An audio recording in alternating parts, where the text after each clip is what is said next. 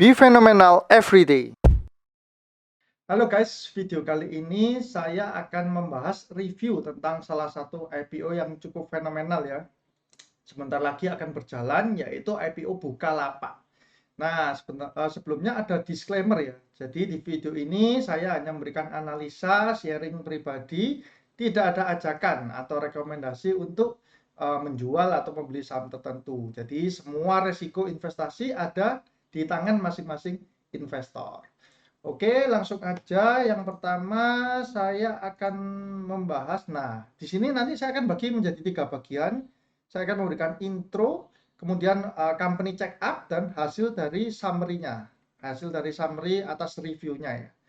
Nah, untuk intro yang pertama itu adalah jadwal untuk IPO-nya ya.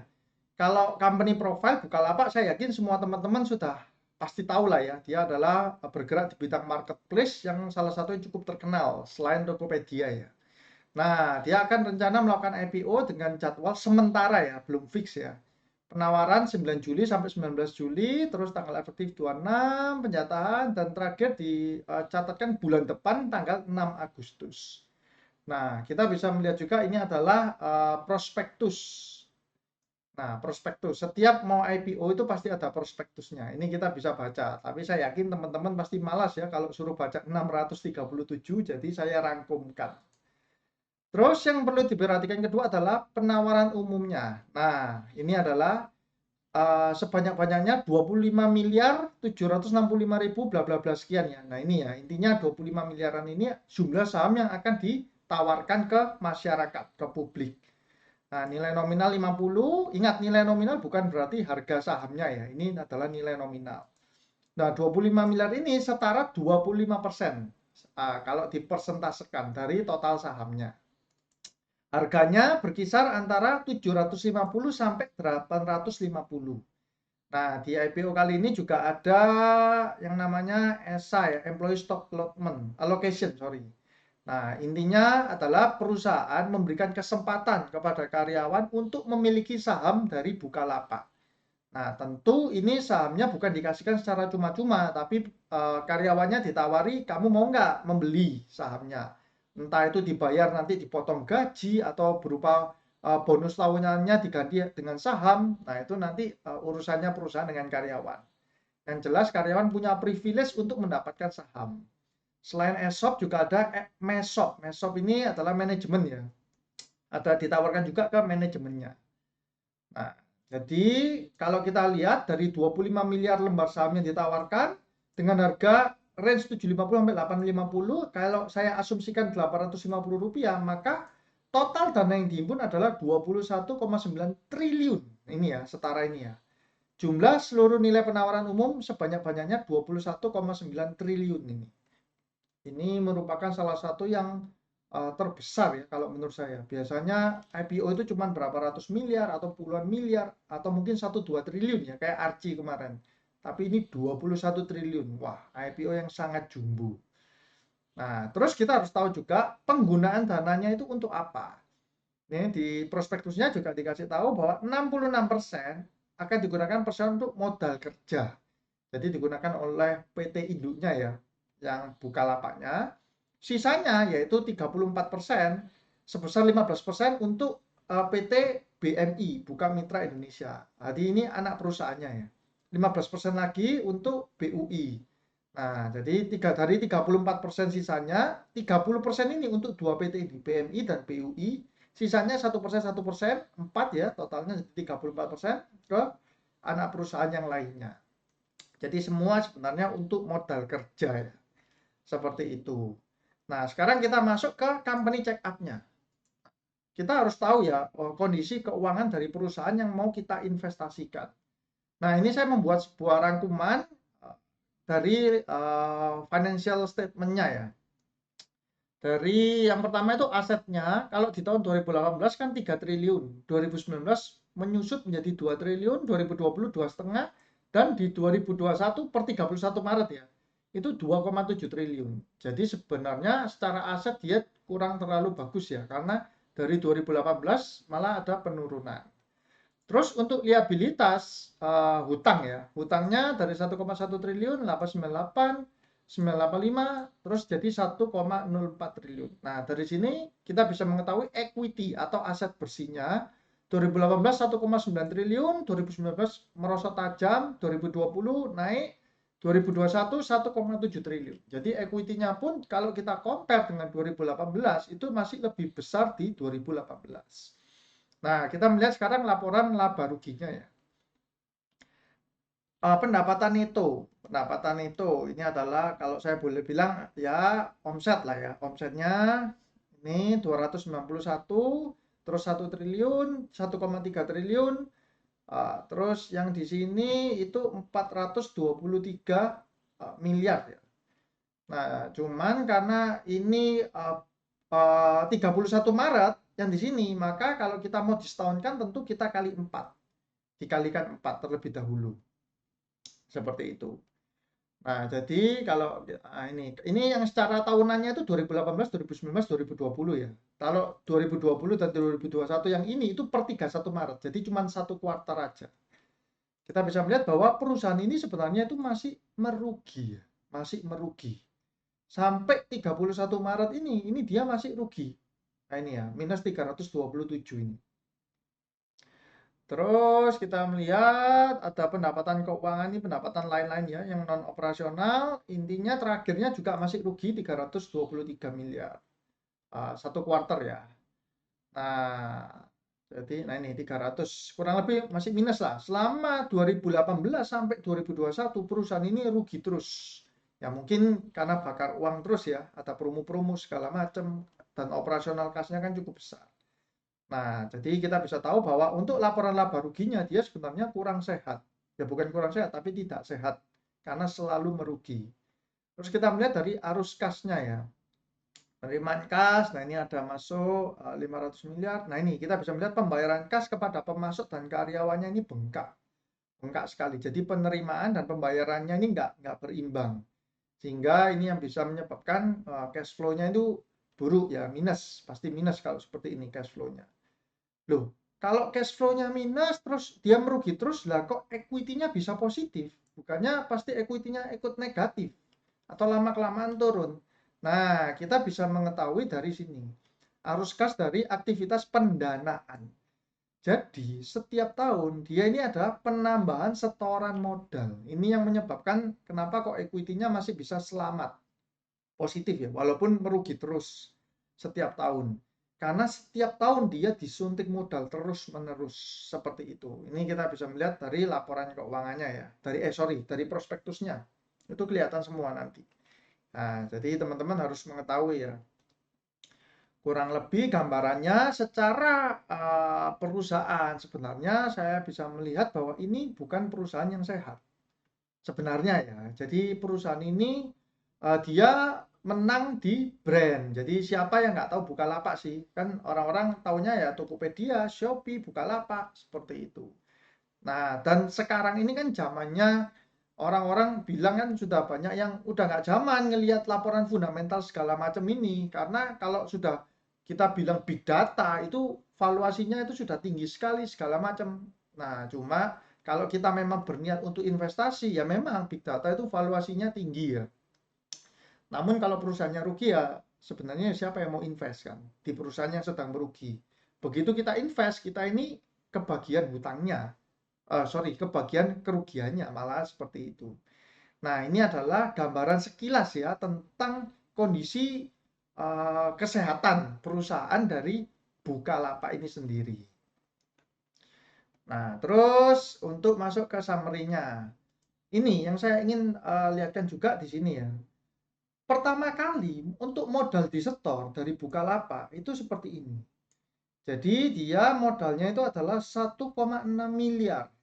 Nah, 1,6 miliar rupiah sebanyak 1,6 juta lembar saham. Nah, ini pertama kali. Jadi PT Kreasi Online 70%, Social Network 20%, Nugroho Heru Cahyono ini saya nggak tahu ya siapa ya, 10%. Nah, terus berikutnya ini lanjut ke halaman 32 prospektus. Halaman 32. Nah, kalau kita bisa lihat sekarang itu sudah banyak sekali yang masuk investornya. Ini ada 500 durian, ini pasti dari luar negeri ya kemungkinan besar. Ahmad Saki, nah ini kita kenal sebagai foundernya. Terus apa ini Adiwardana, Alvin segala macam. Jadi sudah banyak sekali yang masuk ya.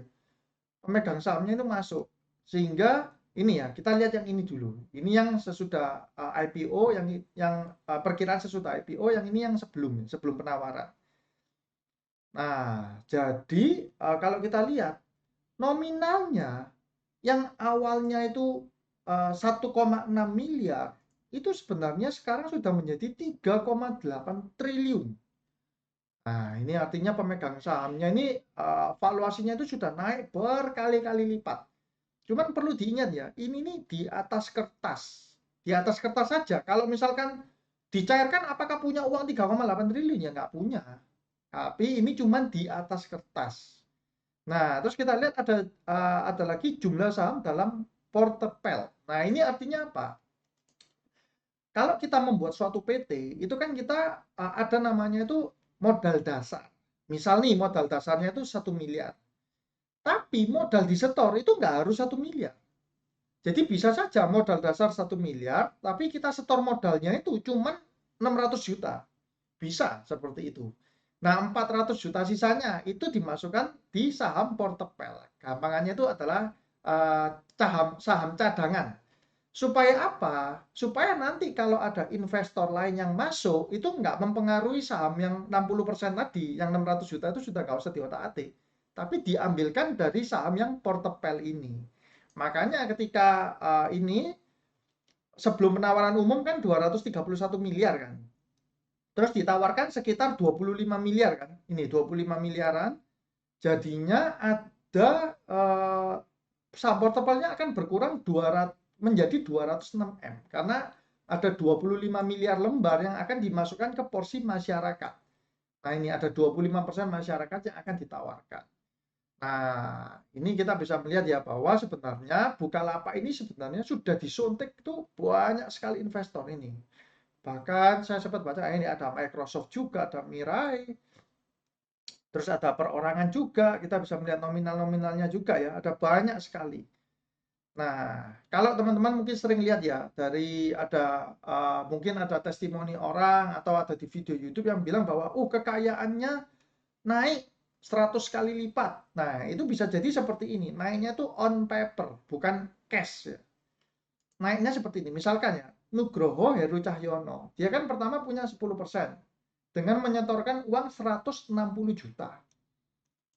Sekarang uangnya itu mana gitu saya search ya. Nah, ini Nugroho Heru Cahyono ini ya. Uang 160 juta ini sekarang itu divaluasi menjadi 107 triliun. Nah, ini naiknya kan banyak sekali kan ya. Tapi apakah Pak Nugroho ini bisa mencairkan? Ya nggak bisa. Tentu harus menjual sahamnya dan ada yang mau beli baru bisa cair. Ini 107 miliarnya ini.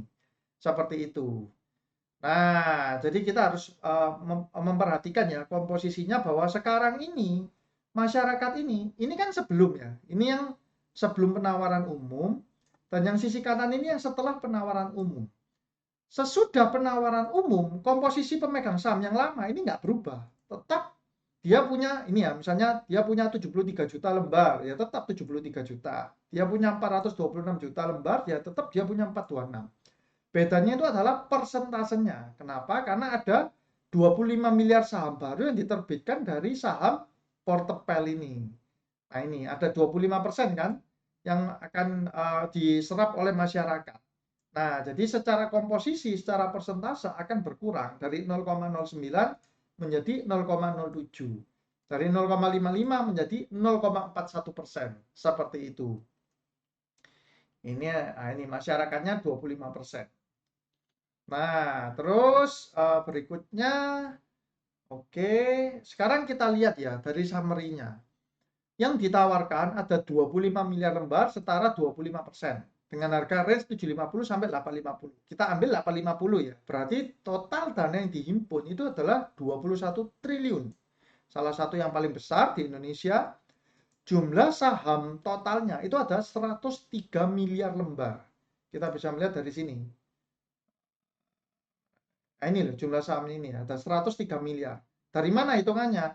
Kalau 25 miliar ini 25%, ya totalnya berarti ya 25 miliar dikali 4 kan. Nah, itu gampangannya seperti itu cara menghitungnya. Nah, terus saya ambil data dari equity 2021 ya. Ini 2021 per 31 Maret, equity Bukalapak sendiri itu ada di 1,7 triliun equity ya. Nah, berarti book value-nya berapa? Book value-nya adalah 1,7 triliun ini kita bagi dengan jumlah saham total 103 miliar. Ketemu harga wajar atau harga bukunya itu Rp16 saja. Loh, Rp16 tapi IPO dihargai Rp850. Nah, berarti book value-nya dia setara kurang lebih ya 51 kali. Jadi 850 dibagi 16,5 itu menjadi 51,3 kali. Ini book value yang sangat amat tinggi untuk ditawarkan ke publik. Nah, mungkin ada orang yang berpikir, loh iya, soalnya kan Bukalapak ini punya data banyak sekali, terus semua orang tahu segala macam. Nah, jadi valuasi seperti ini itu sudah tidak bisa dipakai. Valuasi fundamental dari book value lah, PE ratio. PE ratio saya nggak hitung ya. Kenapa? Karena masih minus. Jadi percuma saya hitung. Minus pun ya pasti negatif gitu loh. PE ratio-nya negatif. Nggak bisa dihitung apa-apa kalau sudah negatif. Jadi saya hitung cuma dari book value-nya terlebih dahulu ya. Dengan book value 51, kalau saya bilang itu sangat tinggi ya. Nah, perbandingannya dari apa? Mungkin saya bisa lihat kalau sekarang kan zamannya bank digital ya. Bank digital ini kan juga nggak bisa divaluasi. Contoh, misalkan saya ngomong, loh BCA aja loh book value-nya cuma 4 kali. Tapi Bank Jago ini, nah bank digital kan book value-nya ini 23 kali loh. Seperti itu kan pasti banyak yang berpikir seperti itulah. Karena saya lihat tuh banyak orang yang mulai beralih ya dari sudah nggak zaman gitu loh, fundamental. Tapi teman-teman perlu ingat ya, Bank Jago yang naiknya sudah sedemikian tingginya, itu aja masih 23 kali loh. Yang sudah naik dari harga berapa nih sampai sekian, itu masih 23 kali book value-nya. Sedangkan si Bukalapak ini adalah 51 kali. Artinya teman-teman kalau mau cuan 100%, sama IPO kan biasa hit profitnya kan tinggi-tinggi ya. Kayak tadi BMHS itu kan selama 4 hari arah terus itu naiknya kan sudah hampir 200%. Kalau mau untung 100%, berarti book value-nya harus minimal 100 kali lipat. Nah, itu adalah perbandingan ya untuk valuasinya. Terus, kan beda sektornya. Itu bank digital, ini marketplace. Marketplace kan di Indonesia belum. Masih baru Bukalapak mau sama GoTo ya, Gojek Tokopedia. Oke, saya ambil Alibaba ya. Nah, saya sempat mengambil data untuk Alibaba di sini. Sorry, bukan. Nah, ini. Alibaba waktu mau IPO 2014 itu sama ada prospektusnya ya. Nah ini ada prospektus penawaran di websitenya SEC. Nah SEC ini seperti auditor bursanya di Amerika. Saya perhatikan ya. Ternyata waktu mau IPO si Alibaba itu sudah membukukan income plus positif ya. Jadi dia ini perusahaannya bukan sedang merugi, perlu diinjek terus, enggak. Ya memang dia diinjek dana terus setiap tahun. Tapi dia ini membukukan keuntungan operasional. Nah, jadi net income terus ini. Kita lihat ya 2012, 2013 ini dia positif kinerjanya. Seperti itu. Berbeda halnya dengan yang tadi saya lihatkan ya, bahwa Bukalapak ini sedang negatif, sedang minus ya. Minus 2 triliun, minus 2,8, minus 1,8. Ini kalau dikali 4 ya sekitar minus 1,2 triliun ya. Jadi intinya itu masih minus dia. IPO-nya masih minus. Tapi kalau yang Alibaba itu dia sudah positif. Dan Alibaba kalau kita cek ya per hari ini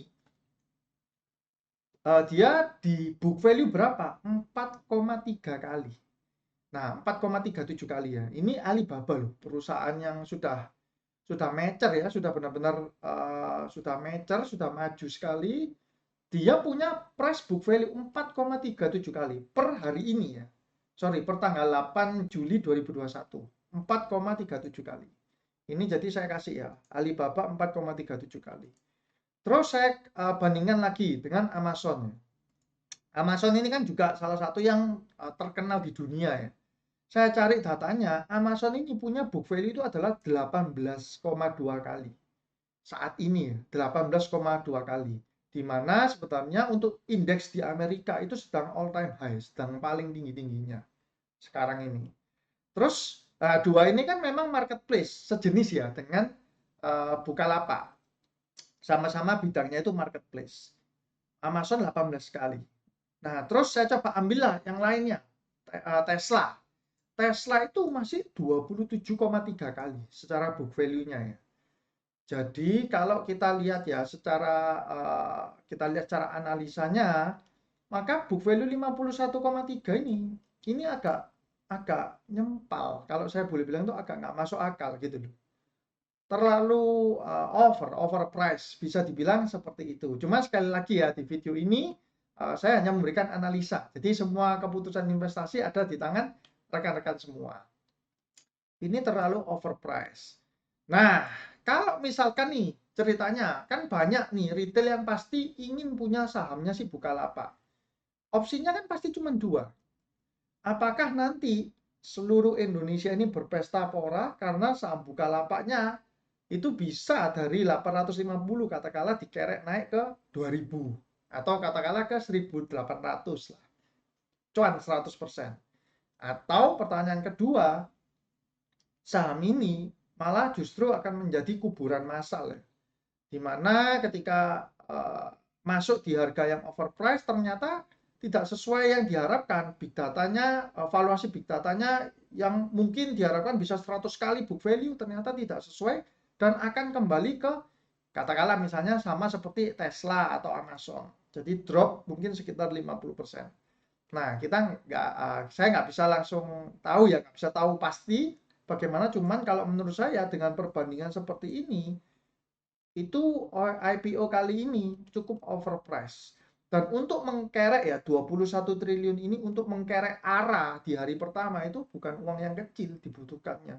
Itu butuh uang yang sangat amat banyak untuk mengkerek harga sahamnya naik mentok dengan total dana yang dihimpun 21 triliun. Berbeda halnya dengan IPO yang mungkin dana dihimpunnya cuma 60-50 miliar, terus dari 60-50 miliar itu sebagian besar dikuasai oleh pihak tertentu, ya itu tentu mudah sekali untuk dikerek.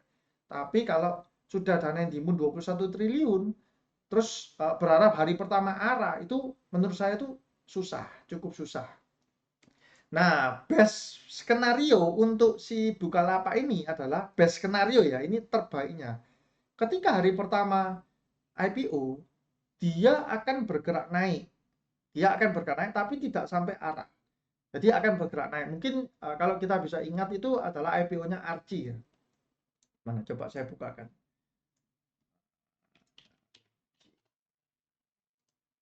Nah, ketika hari pertama IPO, dia akan bergerak naik kan. Terus dia mulai ada mengalami penurunan pelan-pelan seperti itu. Itu adalah best skenario. Menurut saya ya, menurut opini saya. Tapi kalau worst skenario-nya ya mungkin dia naik sedikit atau bahkan nggak sempat naik, langsung buang barang seperti itu. Dan juga jangan lupa ya, IPO itu ini saya bukan menuduh, cuman ada kemungkinan juga untuk IPO itu bisa dijadikan ajang untuk exit. Ajang untuk exit dari pemegang saham yang lama. Kenapa? Karena pemegang saham yang lama ini kan lagi rugi semua nih. Dia kan setor modal tapi perusahaannya kan minus. Dia harus cari investor baru terus menerus kan. Dengan dihimpun dana 20 miliar 21 triliun ini sudah jauh lebih besar daripada ini ya. Sebelumnya ini kan cuma 3,8 triliun. Ini jumlah modal ditempatkan ini. Tapi disetorin modal oleh retail 21,9 triliun. Nah, mungkin teman-teman bisa berpikir sendiri ya. Bisa melakukan analisa sendiri dan pertimbangan masing-masing. Cuman kalau menurut saya IPO ini lebih cocok untuk spekulan. Jadi teman-teman yang sukanya spekulasi terus berharap habis beli IPO terus langsung harganya naik, langsung cepat-cepat jual, nah itu mungkin bisa. Tapi kalau berharap untuk long term, jangka panjang, terus naik sampai 100%, 200%, cukup sulit. Kecuali nanti tiba-tiba equity dari Bukalapak ini atau kinerjanya tiba-tiba profit, equity-nya naik terus secara konsisten. Seperti yang Alibaba tadi ya. Nah, itu baru memungkinkan IPO sahamnya itu akan bergerak naik terus-menerus. Nah, cukup sekian ya untuk video kali ini. Kalau teman-teman merasa terbantu, boleh bantu saya dengan cara subscribe, like, komen, dan juga share. Kalau teman-teman punya pandangan yang lain, boleh untuk share